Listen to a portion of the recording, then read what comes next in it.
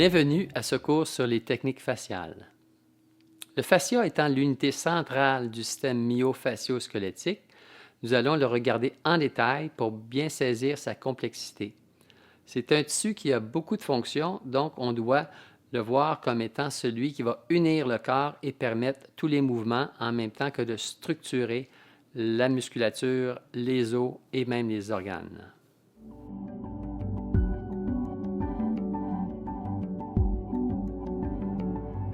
Le tissu facial est un tissu très complexe. Nous allons donc voir, à partir de cette trame ici, les différents constituants chimiques qui vont expliquer ses propriétés physiques plus tard. Donc, nous avons à la base une trame. Donc, c'est une forme d'organisation dans l'espace de différentes fibres. Cette trame-là baigne dans une substance fondamentale. La substance fondamentale, c'est une forme de gel qui est plus ou moins visqueux. Donc, ce gel-là, quand il est à température du corps humain, à 37 degrés, est idéalement liquide, semi-liquide. Quand ça refroidit, il devient plus visqueux. Donc, les fascias vont être traités avec de la chaleur, première chose. Donc, dans le gel en question, il y a des protéoglycanes. Ces protéoglycanes-là sont des protéines qui ont plusieurs caractéristiques. Ils vont emmagasiner le glucose et les lipides, donc l'énergie. Ils vont pouvoir permettre à l'eau de se fixer. Donc, l'eau est un autre constituant important du fascia. Donc, l'eau va permettre la viscosité, va permettre la lubrification et les glissements. Et en même temps, la protéoglycane va permettre la viscosité. Donc, c'est elle qui va être l'élément qui va transformer l'état liquide à semi-solide. Donc, c'est idéalement un état semi-liquide qui est idéal. Donc, il va y avoir aussi dans cette même trame-là différentes cellules. On va appeler ça des cellules fibrocytes, qui sont les principales cellules.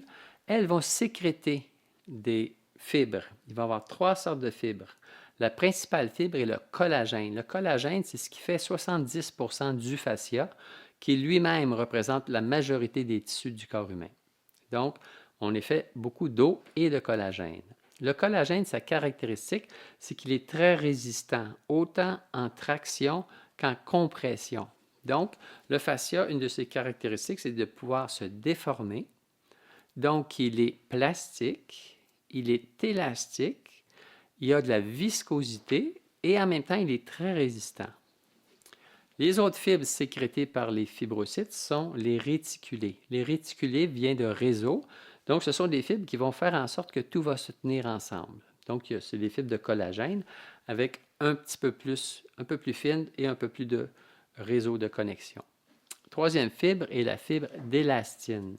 L'élastine, ça le dit, c'est une caractéristique qui peut s'étirer 2 fois à peu près sa longueur. Donc, l'élastine va donner au fascia une capacité de s'étirer. Donc, ces trois fibres-là ensemble vont permettre au fascia d'avoir des caractéristiques physiologiques très importantes pour l'ensemble du système musculo-fascia-squelettique. Autre chose importante dans le fascia, ce sont les globules blancs. Donc, on va avoir des macrophages, des mastocytes, des lymphocytes. Donc, en termes d'immunité, c'est le premier système de défense du corps contre l'invasion, contre les infections. Donc, étant donné que le fascia est dans tous les tissus, dans l'intimité même, tout près des cellules, c'est lui qui va être la première ligne de défense contre les agressions pathogènes. Donc, la santé du fascia reflète la santé générale de l'organisme et vice-versa. Autre chose importante dans le fascia, c'est qu'il va y avoir un réseau cristallin. Donc, l'organisation structurelle du fascia fait en sorte que c'est un réseau d'information, tant au niveau de l'eau, qui est en connexion avec tous les autres tissus, que l'organisation spatiale en cristal, qui fait en sorte que l'information véhiculée par chacun des éléments se transfère d'une partie à l'autre du corps. Donc, un élément très important, l'information sur un paquet de données, autant biomécaniques que cellulaires que immunitaires. Donc, le fascia, comme vous voyez, est une structure qui a beaucoup de fonctions et qui est dans le cas du système myofascio-squelettique, va être l'élément central pour unir toutes les parties du corps et permettre le mouvement sans problème. Pour continuer la physiologie des fascias, nous allons voir leur impact au niveau de la musculature. Donc, quand on reprend une fibre musculaire ici, on s'aperçoit qu'elle est entourée de fascia. Donc, l'unité motrice du ventre musculaire est la partie qui va raccourcir, mais la fonction du fascia va être de transmettre cette force-là aux différentes attaches osseuses. Donc, si on prend par exemple un muscle qui irait de l'avant-bras jusqu'au poignet, en contractant le muscle, le fascia va pouvoir être mobilisé et amener un mouvement, exemple d'extension de poignet. Même chose au niveau de l'unité du corps. Si on prend ici différents éléments de fascia, on va voir que, par exemple, la chaîne centrale postérieure va avoir des annexes au niveau, exemple, de la scapula, qui va avoir un fascia un petit peu plus épais, qui elle-même va être en lien avec les fascias au niveau de la clavicule qui va aller en avant et qui va en même temps se prolonger via les muscles petits ronds et grands ronds et deltoïdes dans l'aponévrose brachiale et que tout ça va descendre au niveau coude et aller jusqu'à l'aponévrose palmaire. Donc ça, c'est un exemple, mais c'est la même réalité que l'on parte du crâne ou du sacrum ou de la plante des pieds. Il y a une unité des fascias qui fait en sorte que le corps est un tout au niveau biomécanique qui se tient grâce aux fascias qui ont leurs propriétés d'extensibilité, de résistance, de viscosité et de plasticité. Ce qui fait que le corps humain, en termes de biomécanique, peut performer tous les mouvements avec l'aisance et la souplesse requise.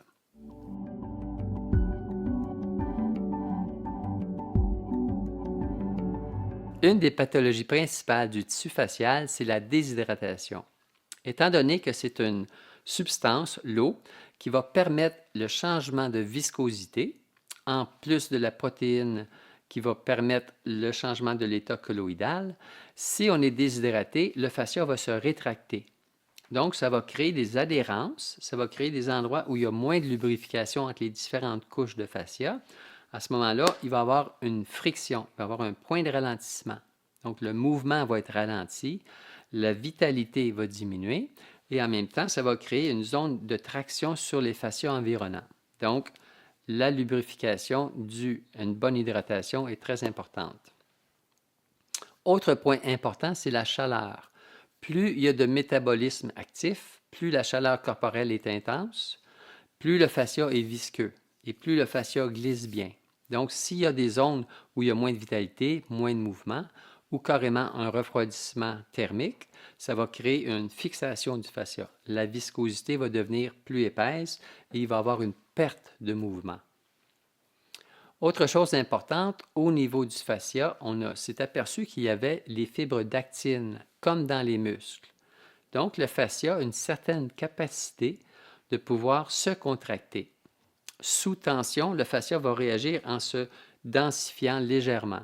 Si cette tension-là se maintient, le fascia va développer un épaississement du collagène. Donc, à ce moment-là, on va avoir encore là une perte de la souplesse, de l'élasticité faciale due à la contraction de l'actine et due aussi aux rétractions et l'épaississement du collagène.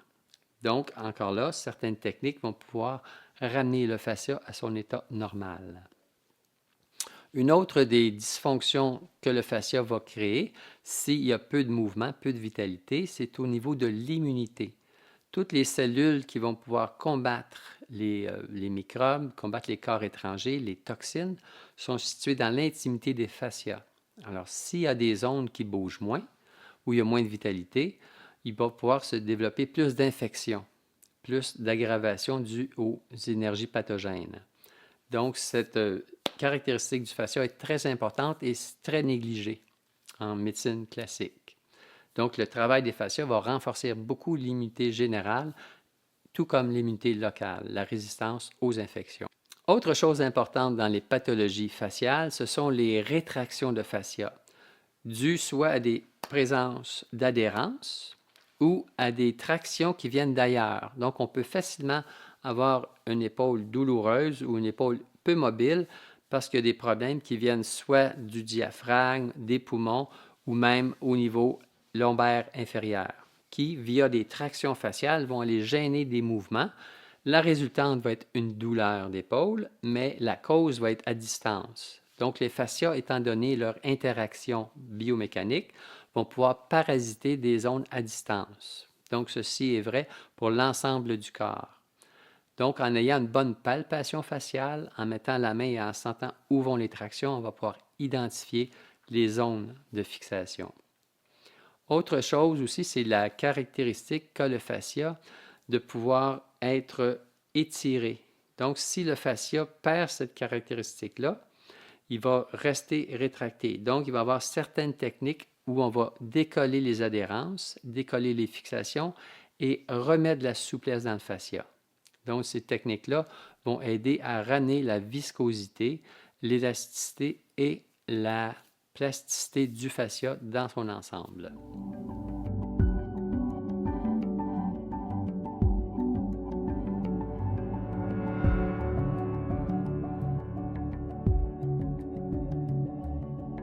Nous allons voir le cycle de dégénérescence faciale au niveau externe. Donc, les impacts qui vont déranger les fascias sont multiples. Il y a évidemment le stress biomécanique et il y a beaucoup la déshydratation. En plus, nous allons avoir des cicatrices et des adhérences, externes ou internes, en plus des mauvaises postures et de certaines infections qui peuvent aller modifier la trame faciale. À partir de ces impacts-là, nous allons avoir des dysfonctions, désorganisations au niveau de l'augmentation de la tension dans la trame faciale. Il va y avoir une déformation de la trame et en même temps, il va y avoir une rétraction et des tractions via les liens à d'autres endroits. Tout ça va amener une forme de rigidité. Tranquillement, il va y avoir une destruction au niveau des fibres de collagène qui vont se multiplier ou épaissir pour répondre à la tension supplémentaire. Et nous allons avoir aussi une cellulalgie. Ça, ce sont des douleurs dans la zone faciale, mais au niveau cutané. Il va y avoir aussi des inflammations et une forme de fibrose. La fibrose, ça va être une forme de rigidité dans la trame faciale. À partir de là, de cette destruction-là, il va y avoir une perte de glissement, donc une dysfonction au niveau des qualités de glissement des fascias. Nous allons avoir une perte d'énergie motrice et en même temps de la douleur et une forme de rigidité et perte de vitalité. Tout ça va entraîner un cycle de propagation qui va s'étendre au niveau des autres tissus environnants, que ce soit musculaire, articulaire. Nous allons avoir une perte de résistance immunitaire et en même temps, il va y avoir une déformation des mouvements suite aux fascias qui sont rétractés et qui tractent sur des structures qui normalement seraient beaucoup plus souples.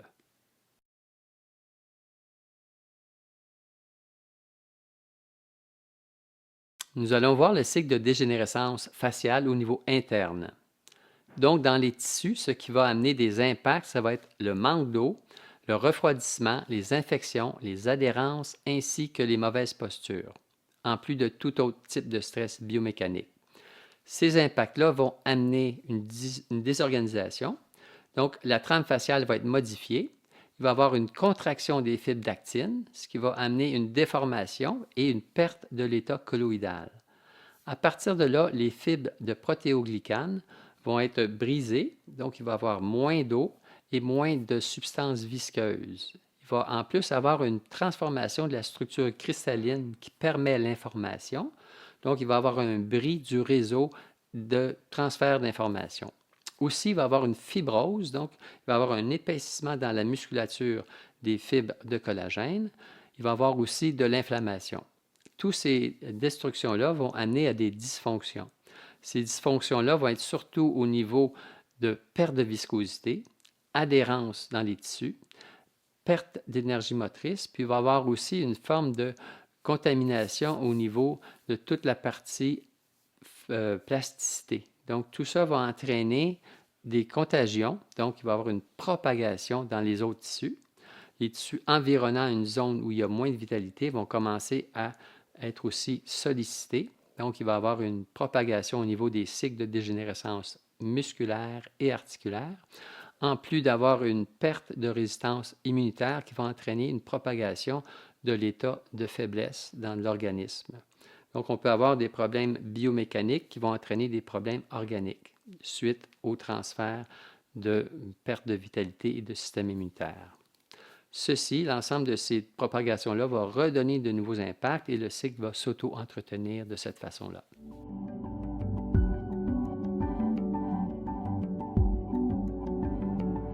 Poursuivons avec les techniques faciales.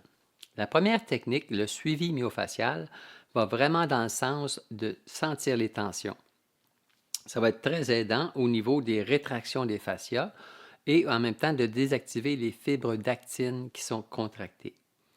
Donc, le suivi facial demande une certaine sensibilité pour vraiment se mettre au niveau de ce tissu-là et de pouvoir suivre les différentes directions. Le suivi myofacial va aider beaucoup à enlever une tension globale de façon à dégrossir la pathologie pour pouvoir utiliser d'autres techniques et aller plus profond. Si quelqu'un est très en douleur, c'est une des techniques de choix pour commencer, parce qu'elle ne va pas induire de contraintes, elle va plutôt aller dans le sens où les tissus veulent aller. Donc, très bonne technique pour commencer tout traitement. La deuxième technique, l'étirement facial, est un peu plus invasive. Donc là, nous allons aller chercher les zones de traction à distance et nous allons les mettre en rapport avec la zone que l'on traite. Donc, ça va permettre de dégager des zones qui sont tractées et ainsi de défaire des compensations. Souvent, on va travailler à un endroit, la personne va sentir à un autre endroit. Donc, les étirements faciaux, contrairement aux étirements musculaires, sont plus subtils et il va y avoir du mouvement.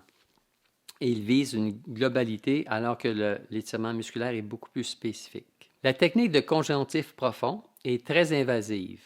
Donc, c'est une technique qui a par contre beaucoup d'avantages. Elle va permettre de défaire des adhérences et des fixations profondes. Elle va redonner de la chaleur au fascia, donc augmenter la viscosité et la lubrification, permettre à des surfaces de glissement qui auparavant étaient accolées de pouvoir bouger à nouveau, et en même temps de redonner de la mobilité dans toute la région traitée. Ça va être une technique très bonne quand il va rester un peu de douleur que les autres techniques n'auront pas enlevé pour aller désamorcer certains mécanismes de réflexe.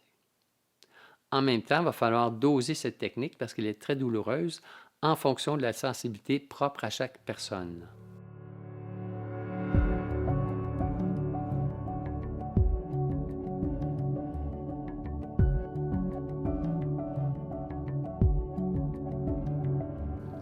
Nous allons faire les manœuvres de suivi myofacial au niveau de l'épaule.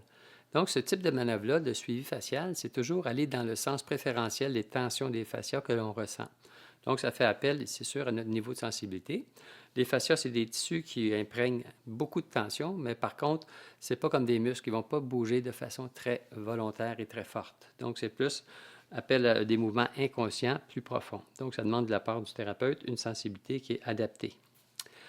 Puis, ce qu'on vise en faisant ça, les indications, toute zone où il y a une tension, une rétraction faciale, où il y a un mouvement qui n'est pas harmonieux, peu importe la cause, ça peut être articulaire, musculaire, mais un jour ou l'autre, ça va imprégner dans les fascias. Donc, les fascias peuvent être la source ou la cause et l'effet d'un problème. Donc, on va travailler au niveau de la gléno-humérale, en même temps au niveau du coude et au niveau du poignet. Donc, tous ces mouvements-là, peuvent être faits en même temps. Flexion, extension du coude, pronation, supination et tous les mouvements du poignet. Donc, dépendamment de notre sensibilité, on va aussi aller travailler la gléno-humérale et travailler la scapulo-thoracique. Donc, tout ça se fait dans un mouvement très fluide. Donc, ce n'est pas nécessairement moi qui induit les mouvements, c'est-à-dire que oui, je supporte les mouvements, mais je sens très bien les tensions des fascias qui se manifestent. Donc, ça peut ressembler à une danse, effectivement. C'est une danse où les fascias, les tensions de ces muscles, de ces fascias vont donner la guidance. Moi, je ne fais qu'accompagner comparativement à un mouvement volontaire et mécanique où là, c'est moi qui décide. Donc, le suivi myofacial, suivi facial est très fluide. C'est les tissus qui guident le mouvement et non pas l'inverse. Comme là, si je fais du mécanique, c'est moi qui décide des mouvements. Quand je fais du suivi facial, Je me connecte sur ces tensions et je les accompagne. Donc, c'est une qualité beaucoup différente. Moins de mouvement, plus de présence. Donc, ça permet beaucoup de désamorcer le système de vigilance musculaire. Ça permet aussi, au niveau des zones de traction, d'aller accompagner les fascias dans leur zone de traction. Donc, le cycle de dégénérescence va être court-circuité au niveau de la traction. On va les accompagner là où ça tire. Ça va réchauffer tranquillement les protéoglycanes. Donc, l'état colloïdal va être amélioré. On va se retrouver avec des fascias plus fluides. En même temps, on va réaligner la trame faciale. Si ça tracte un endroit puis qu'on l'accompagne, les fibres faciales vont se repositionner naturellement. Donc ici, on va laisser le bras aller où il veut, puis on l'accompagne. C'est sûr qu'il peut y avoir un peu de contrôle volontaire, mais il y a tellement de mouvements dans ce cas-ci que la personne n'a pas le temps de contrôler tout. Donc, c'est très bon pour désamorcer des zones, des personnes qui sont plutôt soit contrôlantes ou qui ont des douleurs et qui ne veulent pas ou ont peur de bouger. Donc, ça désamorce la vigilance musculaire. Donc, c'est très bon pour commencer un travail. On laisse bien tomber tout, c'est ça. Commencer un travail dans une zone très aiguë, un torticolis ou peu importe la pathologie, là, quand c'est très peu mobile et très douloureux en aigu, avec inflammation ou sang, c'est un bon travail pour commencer. Donc, on pourrait continuer ça pendant un bout de temps, mais l'important, c'est de le faire suffisamment pour détendre et dégager la zone. Nous allons faire le travail en suivi facial au niveau du cou. Donc, on a deux possibilités, soit qu'on fasse un travail en traction et en flexion, ou en compaction et en extension. Donc, pour les besoins de la caméra, je vais faire le travail en position assise au niveau compaction et extension. Donc, on doit prendre une prise où la paume de ma main va arriver sur les pariétaux de chaque côté. Donc, ici, je vais soldariser mes coudes sur mon corps et en avançant, je vais faire un effet cuillère. Donc, je vais pousser mes doigts. En même temps, ça compacte et ça fait l'extension au niveau de sa tête. Donc, cette position-là est idéale pour permettre aux fascias, les muscles postérieurs, de s'exprimer. S'exprimer, ça veut dire tirer où il y a des tensions. Donc, le suivi myofacial, est très intéressant pour permettre aux fascias, aux fibres d'actine qu'il y a dans les fascias, de se décontracter. En étant tracté d'un côté, ça les relâche. Et puis après ça, il va y avoir évidemment dans le cou beaucoup de mouvements. Donc cette position-là, couchée sur le dos, la personne n'a pas à tenir en charge son corps. Cette position-là est très bonne parce que je suis en extension, donc les muscles sont raccourcis. Et l'effet de compaction sur les vertèbres permet de détendre les surfaces articulaires. Donc, c'est très bon pour manifester les tensions qui sont très nombreuses dans les muscles postérieurs. Donc, on va réaligner les fascias au niveau de la trame. On va réchauffer en même temps. Donc, il va y avoir un effet sur l'état colloïdal. Puis, ce qui va être aussi un effet du suivi facial, c'est tout de réaménager les fascias des autres muscles ou groupes musculaires. Donc, on va arrêter la propagation des tensions faciales dans les autres chaînes musculaires myofaciales. En même temps, la dégénérescence musculaire va arrêter en partie. Les muscles vont reprendre une certaine coordination. Donc, ce que je fais ici, c'est vraiment accompagner. Si c'est moi qui fais le travail mécanique, on voit la différence. Rotation, c'est beaucoup plus mécanique, moins fluide. Quand j'écoute les fascias qui manifestent leur tension, c'est beaucoup plus une danse. Donc, c'est beaucoup plus harmonieux parce que c'est les fascias ou la personne inconsciemment, au niveau de ces fascias, qui décide des zones. Je peux quand même induire des mouvements, je peux quand même proposer des directions, mais au final, c'est les fascias qui manifestent leur direction. Donc, ça va permettre beaucoup au niveau de la partie trame faciale de se réaligner et d'arrêter d'avoir des tractions à distance qui tirent sur les fascias. Donc, en allant dans les sens des préférences faciales, les tractions vont fondre, on va dire. La zone de fixation, la zone de traction va diminuer, puis ça va permettre un mouvement plus libre. Donc, c'est un mouvement qui peut être plus lent.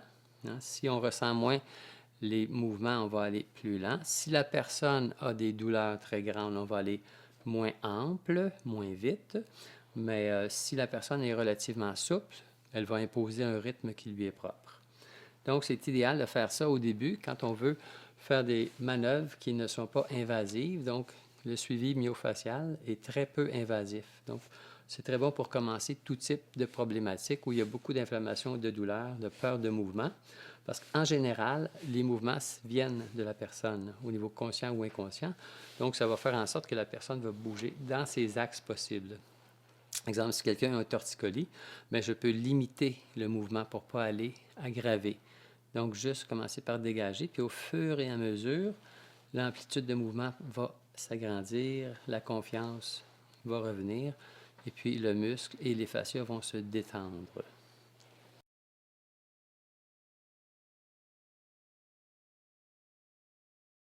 Nous allons commencer les mouvements d'étirement facial avec une démonstration sur l'épaule, scapula et tous les fascias autour. Donc, l'étirement facial, sa définition, c'est aller justement en traction au niveau des différents plans de fascia qui existent et mettre tout ça en étirement, en rigidité et maintenir avec une possibilité de mouvement. Le but, qu'est-ce qu'on vise avec ça? On vise au niveau des adhérences, au niveau des rétractions de fascia, au niveau des zones évidemment myofaciales douloureuses, donc les chaînes musculaires qui sont raccourcies. On vise également aussi les pertes de vitalité et de mobilité. Donc, dans ce cas-ci, ce que je fais, c'est que je prends au niveau du coude, membre supérieur, une bonne prise confortable. Et puis, je vais aller ici avec ma main agripper l'omoplate, la scapula, et reculer mon corps. Donc, je vais tirer autant avec cette partie-ci qu'avec cette partie-ci. Donc, mon corps étant en tension, ça crée une traction dans les fascias de l'omoplate qui, si on les décortique, il y en a qui vont vers la colonne dorsale, vers la colonne lombaire, vers les bassins et iliaques et vers l'avant. Donc, je vais en même temps avoir avec cette main-ci du jeu sur tourner ou pas l'omoplate, ouvrir ou fermer l'omoplate. Donc, tout ça couplé ensemble, je vais toujours chercher les tensions maximum. Donc, je suis un petit peu en mouvement, en suivi facial, mais avec une composante de traction, tension maximum. Donc, inspire bien. La respiration étant un élément important dans les fascias, je peux demander ça. Donc, je suis constamment en traction. Donc, au départ, j'ai identifié une zone rétractée. J'ai identifié quels étaient les muscles et les fascias impliqués. Et je prends le levier adéquat pour mettre en tension. Et à ce moment-là, il va y avoir du relâchement et je m'arrange pour suivre les relâchements en fonction des lignes de force qui cèdent et des nouvelles qui se présentent. Donc, c'est aussi en continu, sauf que je suis toujours en traction. À la différence du suivi, on est toujours en relaxation, en aisance. Ici, je suis toujours en traction et je vais laisser les fascias bouger. Toujours en maintenant. Donc, ce que je vais faire comme but, c'est que je vais aller défaire les zones de rigidité. Je vais réaligner les trames faciales. Ça va permettre en même temps à l'état colloïdal, aux protéines, de devenir un peu plus fluide. Donc, ça va lubrifier le fascia. Ça va augmenter la surface de glissement, augmenter les zones de mouvement libre. Et puis, il va y avoir aussi un réchauffement dû au mouvement. Donc, il va y avoir un arrangement un peu plus de la trame faciale, du réseau cristallin. Donc, tout ça va aller contre les cycles de dégénérescence faciale. Évidemment, on peut faire ça pendant un bon bout de temps, mais on peut arrêter quand on sent qu'on a obtenu suffisamment de dégagement de la zone. Donc, à ce moment-là, il va y avoir une meilleure amplitude de mouvement de toute l'omoplate. Nous allons poursuivre la manœuvre d'étirement facial au niveau du mollet. Donc, on va prendre le mollet, le mettre en légère tension ici au niveau de la cheville, légère tension des ischio-jambiers. Donc, on va viser la chaîne musculaire postérieure. Puis, ici, on peut s'accoter sur soi, puis avec notre autre main, on va pouvoir choisir la mise en tension, soit en tractant vers le bas pour vers le haut, pour mettre en tension entre mes deux mains, ou au contraire, tracter vers le pied pour mettre en tension partie plus supérieure. Donc, dans cette prise constante, on va garder la tension et suivre les fascias. Donc, toujours garder une tension, puis laisser bouger dans cette traction-là. Donc, ce que ça vise au cycle de dégénérescence, c'est que ça va défaire la fibrose dans la trame faciale. Ça va augmenter l'élasticité. Donc, ça va permettre aussi de réduire les points de traction, de fixation. Donc, au niveau de l'état colloïdal, ça va aider, vu que ça réchauffe, ça va aider la trame à devenir plus fluide, donc plus de glissement. S'il y a de l'inflammation due à une contraction des muscles et des fibres d'actine dans le fascia, ça va enlever la tension sur le tendon d'Achille dans ce cas-ci. Évidemment, au niveau des fasciites plantaires et tous les problèmes, disons, de tension dans le fascia plantaire, ça va aider beaucoup aussi. Donc là, j'ai tracté vers le genou. Maintenant, je vais tracter vers la cheville, toujours en maintenant un état de tension comme ça. Et au niveau des ischio-jambiers, je vais pousser par là-bas.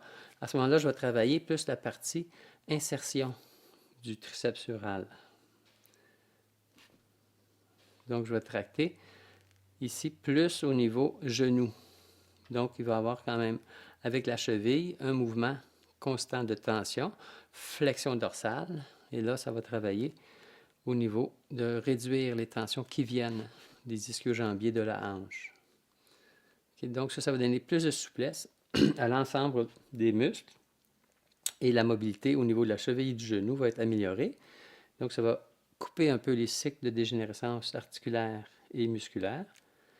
En même temps, ça va aider au niveau de l'inflammation locale. Puis, ça va permettre à mieux circuler au niveau de toute la partie liquidienne. Donc, j'ai toujours ma mise en tension et c'est la main ici qui va jouer sur les différences entre tracter vers le pied ou tracter vers le genou. Et en même temps, au niveau local, je vais pouvoir faire des manœuvres qui vont mettre en tension l'ensemble des fascias.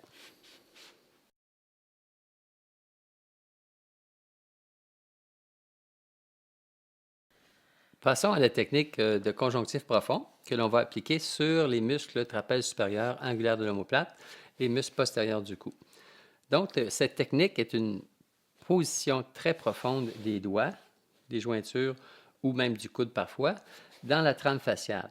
Donc, ça vise à désengager les tensions très profondes, les cicatrices, les adhérences. Donc, ce que l'on va faire, c'est dans ce cas-ci, pour mettre en tension, première étape, c'est identifier les fascias qu'on veut mettre en tension. On va mettre une position d'étirement passif. Dans ce cas-ci, je vais avoir avec mes deux mains une position où je glisse la scapula vers les pieds, de façon à mettre en tension ici. Mon avant-bras, partie très charnue, vient plus ou moins sur l'os de la joue, de façon à pouvoir stabiliser le tout. Donc, une mise en tension de base, 50 à 60 % du muscle étendu. Et puis, avec cette partie-là des jointures, donc les phalanges médianes, je vais venir, à partir de l'omoplate, remonter tranquillement vers le cou. Donc, c'est une manœuvre qui est en soi douloureuse. Donc, on va gérer la douleur avec la personne, genre 4, 5 sur 10.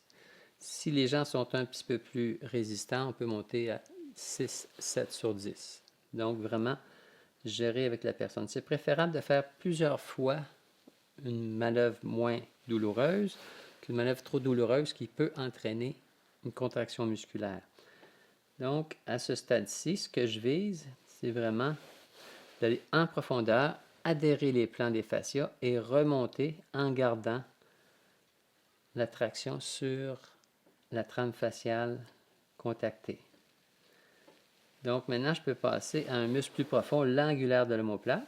Même histoire, je remonte le long de la musculature. Ça se peut parfois qu'il y ait des petits points douloureux. Donc, une fois qu'on les a identifiés, comme là, ici, un petit point sensible, je peux baisser la pression sur le point et reprendre un peu plus haut. Donc, je remonte jusqu'à la partie occipitale. angulaire de l'omoplate, je peux le faire 2-3 fois. Donc, toujours remonter. Ici, ce que je fais, c'est que je me sers de mon avant-bras comme levier pour travailler avec en partie mon épaule et une partie, c'est le poignet qui fait. Donc, j'essaie toujours d'avoir une bonne prise structurelle quand je fais du conjonctif profond pour bien sentir les tissus. Donc, je vais lentement. Plus c'est profond, plus c'est lent. Plus c'est douloureux, plus c'est lent. Donc, je vais aller chercher ici par en dessous très profond pour faire la partie muscle du tractus médian profond. Donc, c'est bon dans le cas de rétraction faciale, fibrose, inflammation et adhérence et cicatrices. Donc, c'est bon pour désengrafer les muscles, les fascias qui sont pris à certains endroits et redonner un mouvement normal au fascia. Sur les muscles postérieurs de l'avant-bras, donc première étape, évidemment, c'est de trouver une bande faciale qui est tendue. C'est pas compliqué. En général, la plupart des gens, surtout chez les droitiers, il va avoir des trames faciales très rétractées suite aux surutilisation des muscles extenseurs. Donc, on va prendre la position extension du coude, extension ici ou plutôt flexion au niveau du poignet. On va stabiliser tout ça ici et avec notre main en position fermée, donc on va avoir un point soit avec les jointures, soit avec la main, soit avec les doigts, dépendamment de la sensibilité. Je travaille souvent avec les phalanges proximales et je m'accote sur mon corps de façon à ce que je puisse bouger en avançant mon corps. Donc ici, j'aurai le choix de faire différents segments sur ces muscles-là. Donc, je pars de la partie proximale, distale, pardon, et je m'en vais vers le proximal. Donc, très lentement. Donc, ce que je vise ici, c'est défaire les adhérences. Donc, aller réaligner la trame faciale. Ça va réchauffer beaucoup. Donc, au niveau de l'état colloïdal, les protéines de protéoglycanes vont devenir un peu plus fluides. Donc, ça va lubrifier toute la partie faciale. Donc, ça va aider le glissement. Ça va enlever une partie de l'inflammation qui est causée soit par la rétraction musculaire ou les fascias. Je pourrais aussi partir de la partie proximale et descendre, mais au niveau ergonomique, ce n'est pas aussi efficace. Je peux aussi changer mon angle pour aller un petit peu plus sur le côté. Donc, c'est la même chose. Je m'accote sur mon corps et j'avance de façon contrôlée et lente. Donc, ça va enlever aussi certaines adhérences entre les plans de glissement des différentes couches musculaires. Donc, ça va redonner de la mobilité, de la dissociation musculaire. Évidemment, je peux le faire plusieurs fois pour amener de la chaleur et de la lubrification dans les trames faciales profondes. Donc, ça va défaire le cycle de dégénérescence où il va y avoir une fibrose, inflammation, adhérence. Là qui complète notre cours d'ostéomassage technique faciale. Bonne pratique!